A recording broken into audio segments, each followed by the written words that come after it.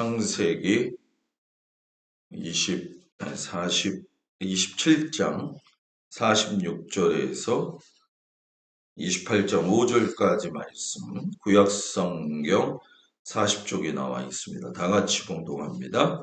리브가가 이삭에게 이르되 내가 햇사람의 딸들로 말미암아 내 삶이 싫어졌거늘 야곱이 만일 이 땅의 딸들 곧 그들과 같은 햇사람의 딸들 중에서 아내를 맞이하면 내 삶이 내게 무슨 재미가 있으리까? 이삭이 야곱을 불러 그에게 축복하고 또 당부하여 이르되 너는 가나안 사람의 딸들 중에서 아내를 맞이하지 말고 일어나 밧단 아람으로 가서 내 외조부 부두엘의 집에 이르러 거기서 내 외삼촌 라반의 딸 중에서 아내를 맞이하라. 전능하신 하나님이 내게 복을 주시어 내가 생육하고 번성하게 하여 내가 여러 족속을 이루게 하시고 아브라함에게 허락하신 복을 내게 주시되 너와 함께 내 자손에게도 주사 하나님이 아브라함에게 주신 땅 곧 내가 거류하는 땅을 내가 차지하게 하시기를 원하노라. 이에 이삭이 야곱을 보내매 그가 밧단 아람으로 가서 라반에게 이르렀으니 라반은 아람 사람 부두엘의 아들이요 야곱과 에서의 어머니 리브가의 오라비더라. 아멘. 기도합니다. 순종했던 이삭과 또 환난 가운데에서 믿음을 잘 지키며 여러 가지 환경 속에서 부딪히지만 그래도 하나님 앞에 세워졌던 야곱과 인내하며 하나님을 바라보았던 요셉을 우리가 본받는 시간이 되어지도록 함께 하시옵소서. 예수님 이름으로 기도드렸습니다. 아멘. 할렐루야. 우리 옆 사람하고 인사합니다. 3일 동안 잘 지내셨습니까? 오늘도 주님 앞에 온 성도들 주의 이름으로 축복을 드립니다. 그래도 참 감사한 거는 출타하시는 분들이 저한테 전화를 하셔서 목사님 내가 다녀올 테니까 혹시나 내가 빠졌다고 서운해하지 마세요. 이래서 감사합니다. 목사님 뭐 나가는 것까지 얘기해야 되나요? 아니죠. 이렇게 나가면서 어디에 있나 이것도 중요하고 또 같이 기도하고 우리 모두의 삶이 그러기를 축복합니다.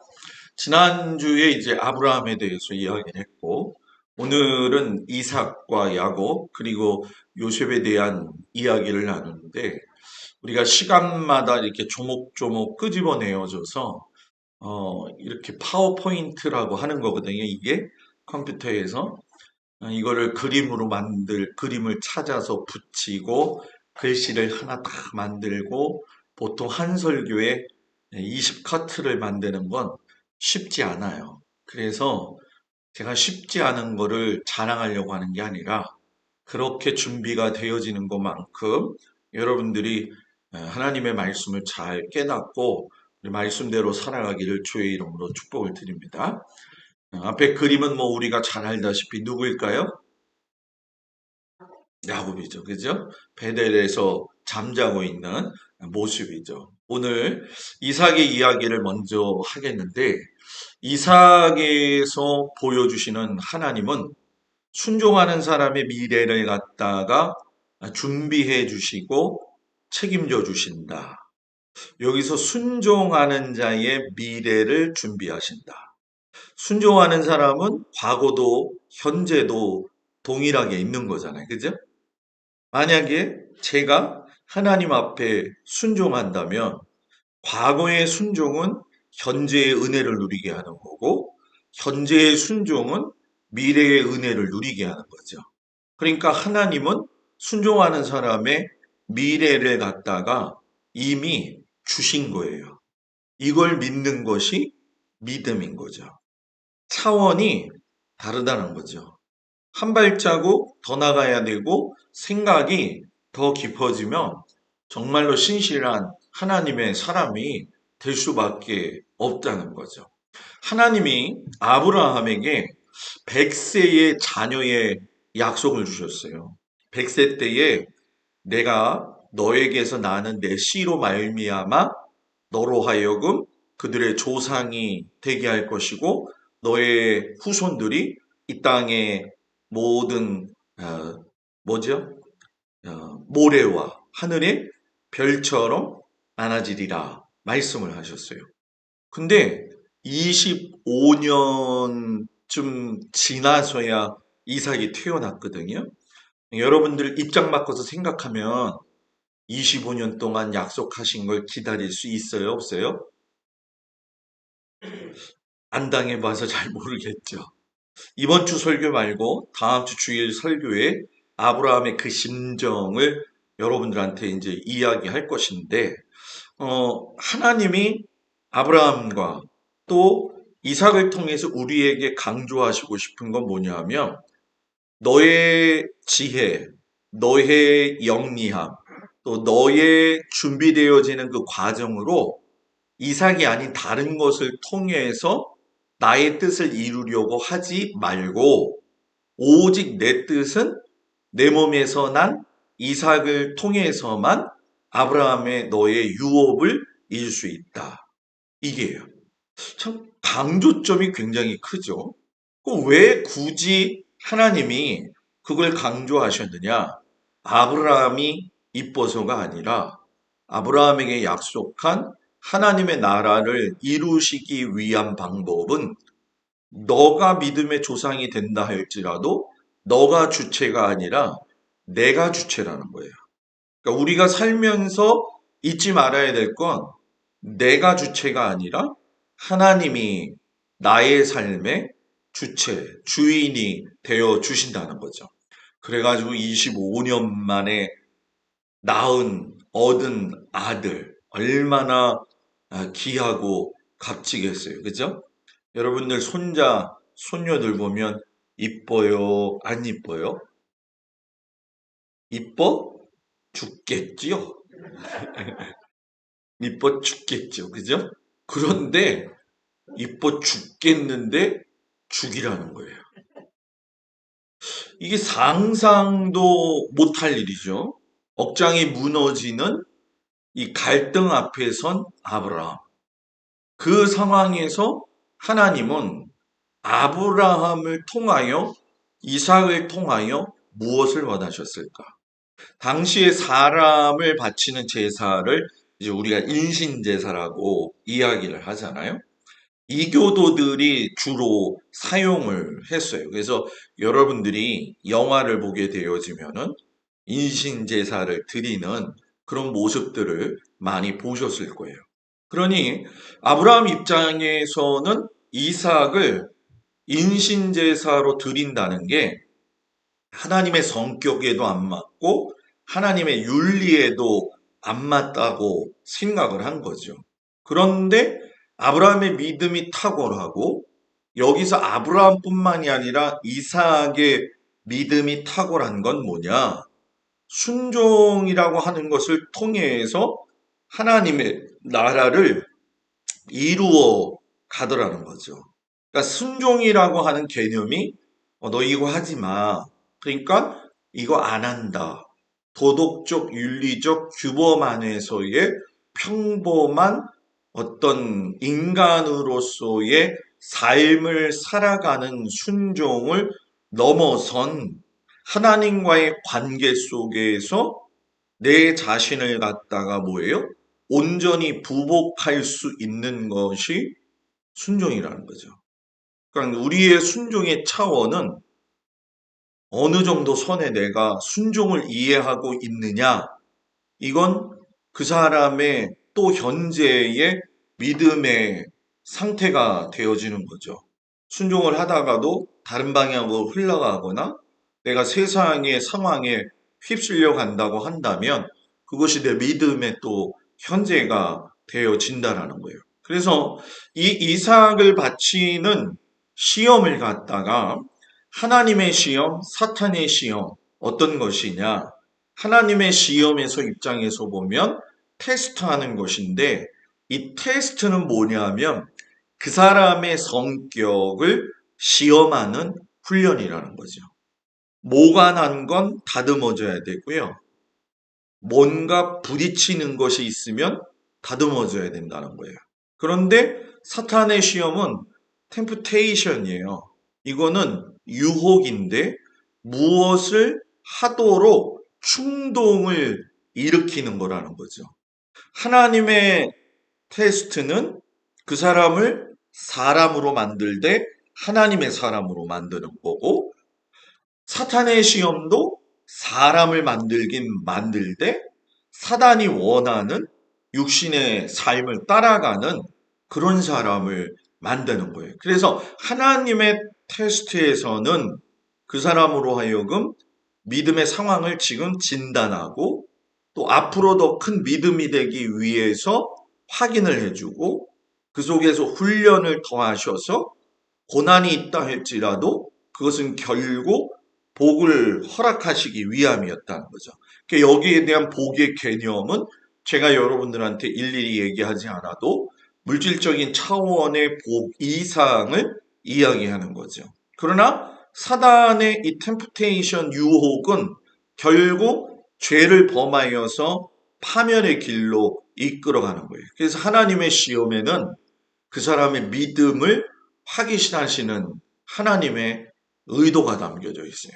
근데 이 의도가 여러분들도 느끼지만 아브라함처럼 자식을 바쳐야 되는 어마무시한 그러한 확인 작업이 있을 때도 있다는 거예요. 그렇기 때문에 우리가 그 시험을 연단 받아서 잘 이겨나간다고 한다면 거기에는 여러분 뭐예요? 우리가 알지 못하는 미리 준비하셨던 하나님의 계획을 알게 되어지는 거죠. 그래서 양을 준비한 것이 그냥 준비한 것이 아니라 양을 준비하는 과정 속에서 이미 양이라고 하는 거를 생각하지 아니하고 아들 바친다 이 개념 속에는 뭐냐? 하나님이 분명히 재물을 준비해 주실 것이다. 현재적은 하나님이 원하시는 게 내 아들 이삭이지만 하나님은 분명히 이 일을 시키실 때에는 무슨 일이 있구나. 근데 우리는 어때요? 하나님이 무슨 일을 시키셨는지도 잘 모를 때도 있고 어떨 땐 답답하기도 하고 정말 환장하기도 하겠고 왜 하나님이 이러시냐고 되묻고 싶을 때도 많이 있다는 거죠. 그러니까 우리가 한 템포 좀 느리게 가는 것도 훈련이 필요한 것 같아요. 저도 이 훈련이 참 좋다라고 하는 걸 요즘 느끼거든요. 한 번 더 템포를 늦추고. 물론 제가 운전은 빨리 해서 그거는 상관없어요. 그거하고는 상관없지만 중요한 건 모든 생각이나 삶의 하나님과의 관계 속에서는 기다림이라고 하는 것이 필요하다. 뭐라고요? 기다림. 왜냐하면 섣불리 우리가 판단할 문제가 아니기 때문에. 우리가 이렇게 새들이 날아가다 보면은, 저도 운전하다가 경험을 했는데, 아니, 자동차에 새가 날아와서 유리창에 부딪혀 죽은 건지, 자동차가 가다가 새가 날아가는 동선상에서 부딪혀서 죽은 건지, 여러분은 어떤 것 같아요? 여하튼 죽었어요. 그래가지고 시골에서 운전을 막 해서 가는데 새가 와서 딱 부딪혀서 죽었어요. 그때 뒤에 권사님이 아유 저 새대가리 이러더라고요. 그 왜 권사님 새대가리라고 얘기하셨어요? 그랬더니 그럼 목사님 새머리라고 얘기할 수는 없잖아요. 또 그 말도 맞더라고요. 그러면서 왜 새대가리라고 얘기했어요? 그랬더니 얼마나 생각하는 게 짧으면 지나가는 차에 갔다가 부딪히길래 저래서 제가 그렇게 얘기한 거예요. 이렇게 얘기하더라고요. 곰곰이 생각해 보니까 권사님이나 나나 사람들 모두가 하나님 보실 때 그럴 수도 아니에요? 있다. 천지를 창조하신 하나님의 뜻을 요 머리로 어떻게 다 이해할 수 있냔 말이에요.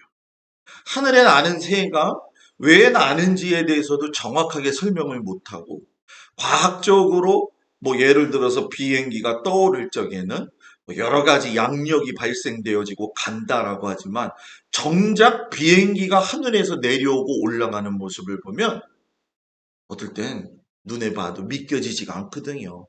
야, 저 쇳덩어리가 어떻게 올라가지? 여러분들은 안 그래요?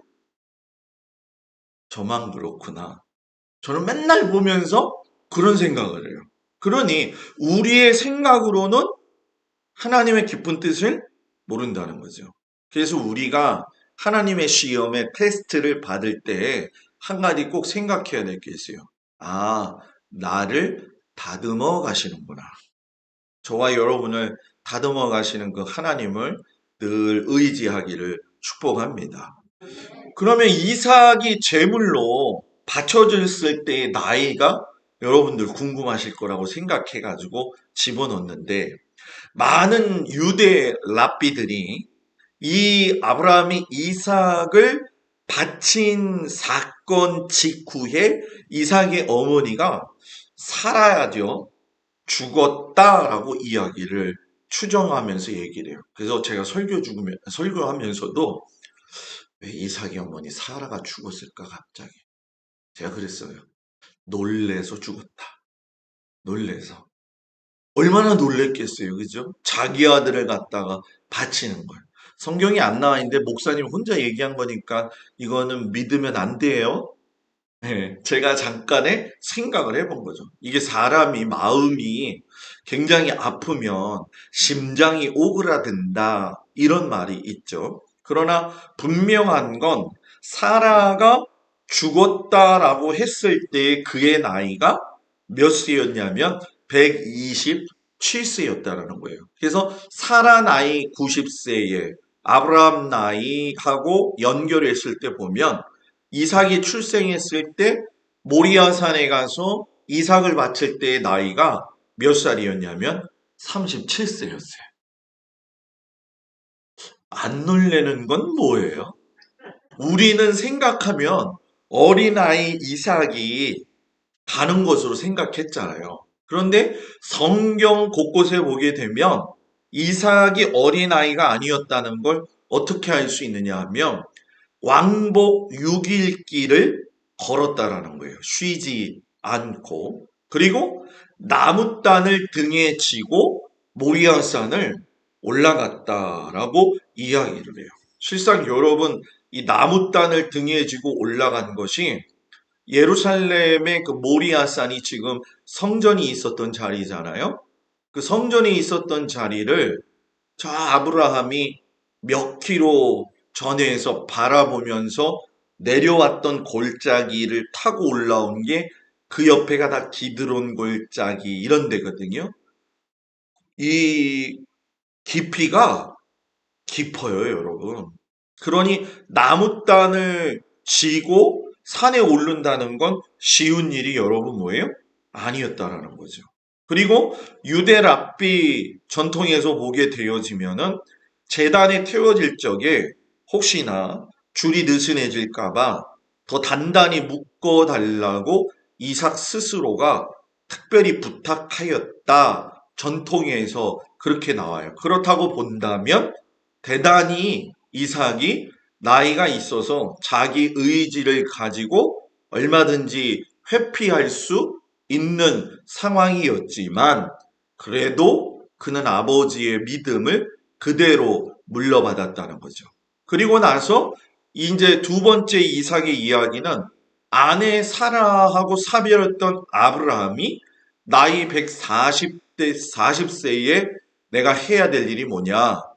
이 하나님의 사람이 가져야 할 삶의 관점에서 바라보게 되죠. 아, 하나님이 지금까지 내 삶을 인도하신 건 결국 하나님의 나라의 회복을 이루어가기 위함이시다. 그래서 나도 그랬지만 내 아들 이삭을 신부를 구해서 결혼시키는 일이 제일 중요하다. 그래서 신부를 구하는 일도 하나님의 일이었기 때문에 그것을 믿고 순종하면서 나아가게 되죠. 그래서 오늘 읽은 말씀에 보면 이삭의 신부로서 리브가가 나홀의 성 하란 출생인데 부두엘의 딸로서 만나게 되어져요.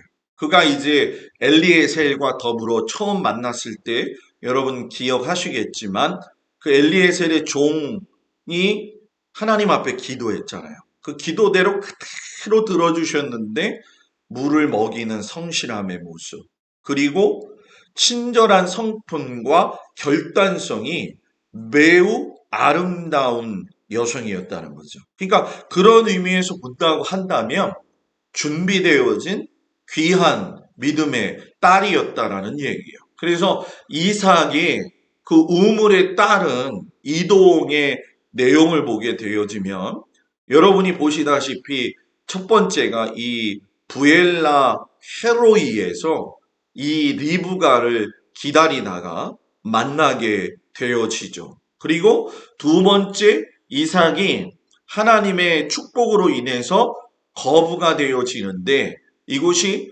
블레셋 지역이에요. 그라리. 이곳에서 우물 팠다가 한번 막힘당하고 에색에 내려갔다가 그랄 목자들하고 또 싸워서 거기서도 그냥 내려놓고 가고 신라에 가서도 우물을 갖다가 팠는데 또 빼앗기고 르호봇에 가서도 똑같은 일이 벌어지고 부엘세바에 가서 우물을 팠을 때 더 이상 일어나지 않게 되어지죠. 그래서 여기서 이런 모습을 블레셋 왕 아비멜렉이 보면서 야, 우리 친구하자. 내 친구가 아닌 적이었는데 그 적의 관계 속에서 대하는 태도가 호전적이지 아니었다는 거죠. 그러니까 그거를 보고 오히려 야, 저 하나님이 함께 하시는 사람이구나.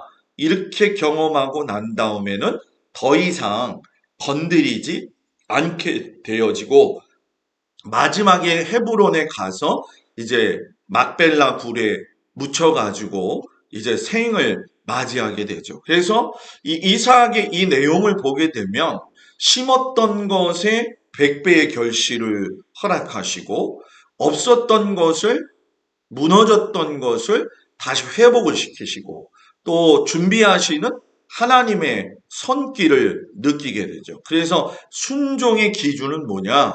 하나님의 말씀이라는 거예요. 그래서 이 사진에 보는 것처럼 이것이 바로 헤브론의 이제 막벨라 굴입니다. 여기에 이제 아브라함 또 사라 더불어서 야곱 그리고 그의 자녀 그 이삭의 자녀가 야곱이죠. 그 이전에 이삭과 리브가의 무덤이 함께 있어요. 그래서 이쪽은 이삭의 무덤이 되어지고 이쪽은 리브가의 무덤이 되어지고 또 이쪽은 아브라함의 무덤이 되어져 있어요. 그래서 내용을 보게 되면 항상 어디든지 가면 성지순례 장소는 유대교인들이 들어가는 데가 있고 이슬람 사람들이 들어가고 있는 데가 있는데 동시에 공존하고 있거든요. 특별히 이 막벨라 굴은 이슬람 사람들은 이삭의 리브가의 무덤을 갖다가 소유를 하고 있어요. 그리고 유대교 회당 쪽에서는 아브라함과 야곱과 사라와 레아의 무덤을 관리를 하고 있어요. 그래서 이 야곱의 이야기를 이제 넘어가겠지만 창세기 50장의 반인 25장이 야곱의 이야기예요. 여기서 보시면 제가 여러분들한테 네 단계로 그의 시대를 나누어 두었는데 유년기를 77세까지 좀 나눈 거는 좀 과하다 생각하실지 모르겠지만 147세까지 살았을 때 그의 삶의 역경의 과정을 보게 되어지면 77세까지는 부엘세바에서 살았어요. 거기서 출생하고 성장하고 형을 속이고 아버지를 속여서 장자권을 탈취하고 축복권을 갈취하죠. 그러다가 도망가면서 베델에서 하나님을 만나게 되고 77세에서 97세는 이제 밧다라람에서 도망자로서 또 폰꾼으로서 나그네의 삶을 살게 되어지죠. 그래서 그의 삼촌이었던 라반에 의해서 이제 여러 가지 어려움을 당하다가 4명의 아내와 12명의 아들을 만나서 이제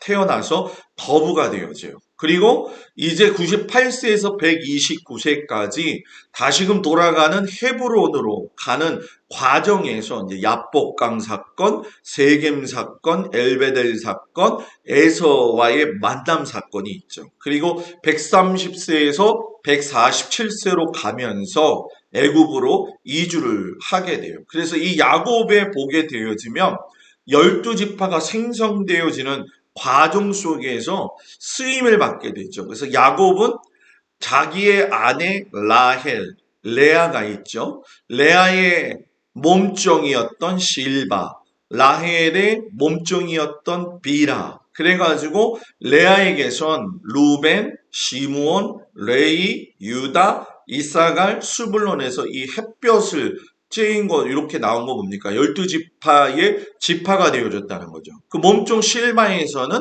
갓과 아셀이 나오고 라헬에게서는 베냐민, 그리고 특색 있는 건 요셉이 이제 애굽에 있을 때에 만났던 여인 아스낫을 통해서 낳은 에브라임과 므낫세가 12지파에 들어가게 되고 비라가 단과 납달리 지파를 낳게 되죠. 그래서 레위 지파는 제해가 되어져요. 그래서 이 먼 훗날에 제사장 지파가 되어지죠. 그래서 이 에서를 보게 되면 장자권 탈취를 하고 피해서 도망갈 때가 77세인데 야곱이 마지막에 애굽으로 떠날 때의 나이는 나이가 130세가 돼요. 그러니까 27년 동안 아들 요셉을 잃고 한 많은 세월을 보낸 거죠. 그리고 요셉이 애굽으로 팔려간 때가 17세고 감옥에서 나와가지고 바로에게 보인 그때가 30세니까 종으로 13년을 보내고 7년 풍년 지나고 7년 흉년 차 2년 차에 야곱이 이 요셉에게로 내려오는데 그때 요셉의 나이가 39세예요. 그래서 우리가 추론적으로 이야기하면 요셉은 야곱 나이 91세에 얻은 아들이라는 거죠. 그러니 얼마나 이뻤겠냐는 거죠. 너무너무 이뻤을 거라는 거예요. 그런데 문제는 이 야곱의 생애를 보게 되면 그는 매우 육신적이었다는 거예요. 그리고 누군가하고 경쟁하는 일에 자기의 삶을 허비했고 심지어는 하나님과 뭐 했다고요? 흥정하기까지도 했어요. 그러니까 지극히 자기 중심적 신앙을 가지고 있는데 이게 초기 신앙의 조건부 신앙의 특징이라는 거죠. 그러니까 우리들의 신앙이 어디 상황 속에서 있는지 한번 살펴보면 좋겠죠. 나는 어떠한 모습을 가지고 지금의 신앙 단계에 있느냐. 이것을 하나님께서 연단시키셨는데 그 과정이 너무 처참했지만 하나님의 뜻에서 바뀌어가는 필수 과정이었다는 거예요. 그래서 제가 이거 만들면서 참 어려웠는데, 자, 도망자 야곱이 하나님 앞에 서원했어요. 어디서? 베델에서. 베델에 가서 꿈을 꿨는데, 거기에도 하나님이 계셨더라. 이렇게 얘기를 해요. 거기에도. 이 야곱은 아버지 집에만 하나님이 계신 걸로 아는 거예요. 그 당시에는 하나님이 지역신으로만 생각했어요. 내가 살고 있는 곳에서만 하나님이 존재하신다. 그래서 내가 집을 떠났다는 건 하나님을 떠났다고 생각을 했는데 베델에서 하나님을 만난 거죠. 거기도 하나님이 뭐예요? 계셨구나. 여러분들이 어디를 가도 하나님은 거기 계셨구나 하는 거예요. 그래서 베델에서 서원을 하죠. 내가 만약에 이곳에 돌아오면 내가 기둥 쌓고 여호와의 전을 세우겠습니다. 그러면서 많은 세월이 흘러서 많은 자녀들과 귀환할 때에 야복 나루에서 이 베델의 소원은 잠시 잊고 당시의 상황 속에서 모면하기 위해서는 사람한테 죽는 것보단 하나님한테 죽는 게 낫겠다. 그래서 씨름을 하면서 매달리죠. 그래서 여러분, 믿음의 사람이 씨름해야 할 대상을 잘 알아야 된다. 사람하고 씨름하면 안 돼요. 자, 옆에 사람 보세요. 사람하고 씨름하면 안 돼요. 누구하고 씨름해야 돼요? 하나님하고 씨름해야 돼요. 그래서 잔깨 부리는 모습이 이 과정에서 사라지게 되어지고 이스라엘이라고 하는 이름으로 바뀌게 되어지죠. 그 이름이 바뀌어졌다는 건 그 사람의 정체성이 바뀌어졌다는 건데, 그럼에도 불구하고 옛사람으로 돌아가요. 왜? 에서하고 만날 때에 두려움이 압도하다 보니까 그 하나님과의 약속을 잊어버리죠. 그래서 이스라엘에서 옛 야곱의 모습을 가지고 베델로 가지 아니하고 세겜 땅으로 올라가겠죠. 그때에 이 서원을 불이행한 거는 기억상실증에 걸려서 그런 거냐? 아니었다는 거예요. 형 에서가 아직도 두려웠다는 거죠.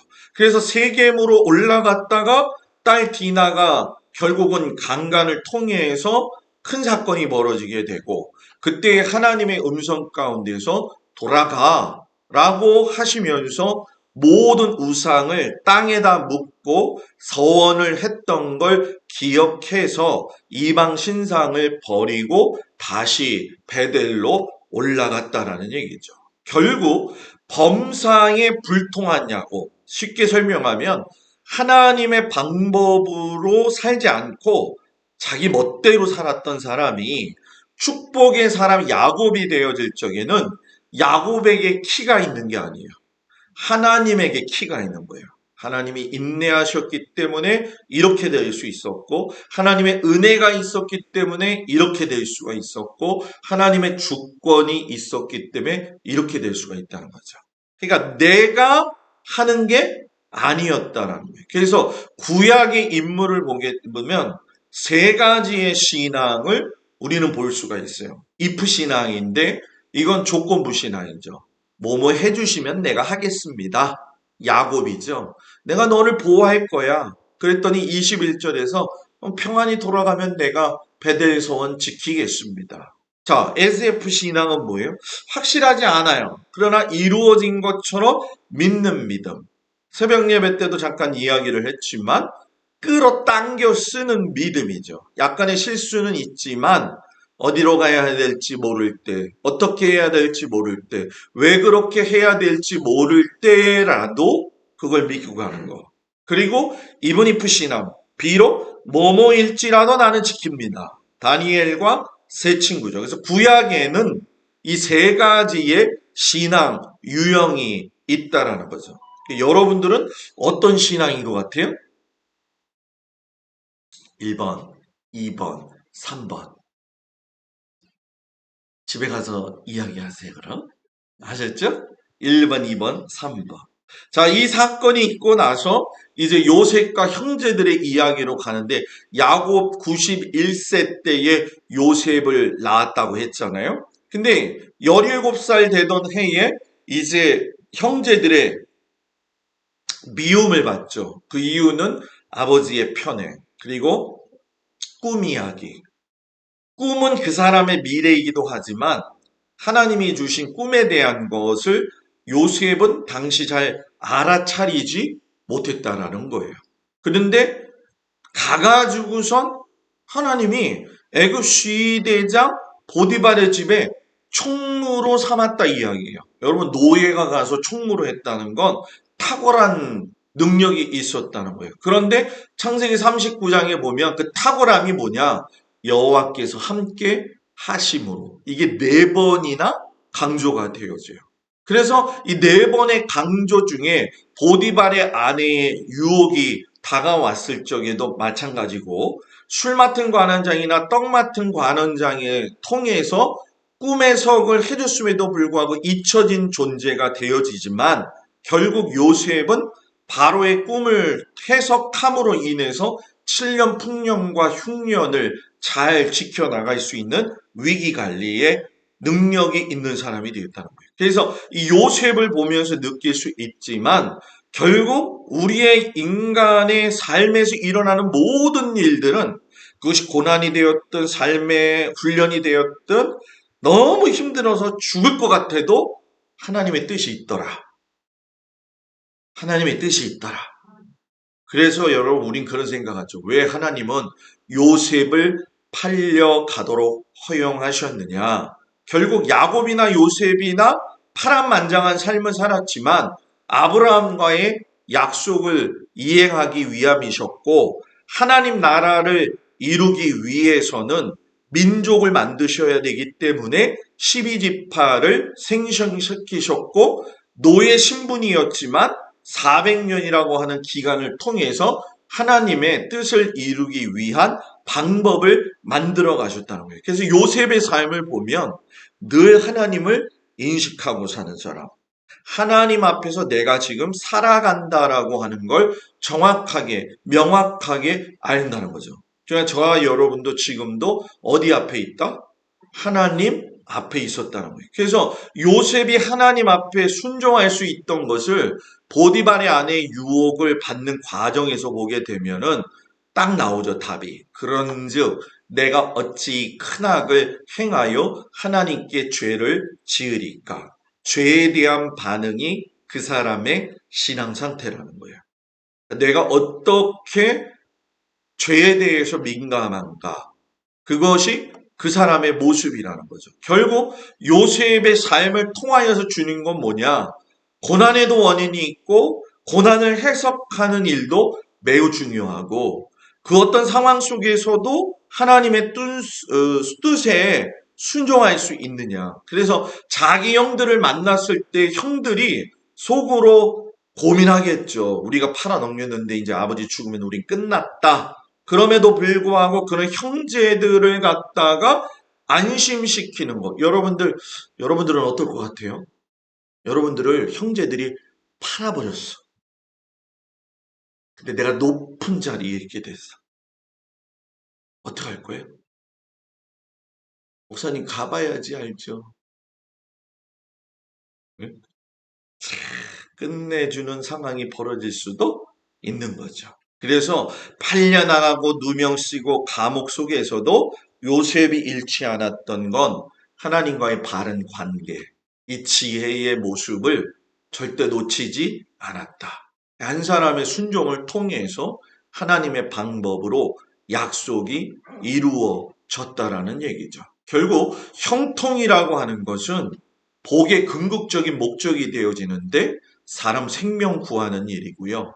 악을 이겨서 사랑으로 베푸는 것이에요. 그래서 고난을 하나님의 말씀으로 뚫고 가는 것이 형통함이다.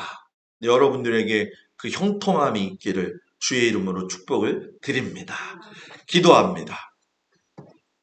은혜로우신 아버지 하나님, 우리에게 뚫고 갈 수 있는 형통함을 허락하여 주시고 무엇보다도 어떤 상황 속에서 하나님 말씀 안에서 흔들리지 않고 견고히 나아갈 수 있는 귀한 믿음의 성도들 되어지도록 축복하시옵소서. 예수님 이름으로 기도합니다. 아멘.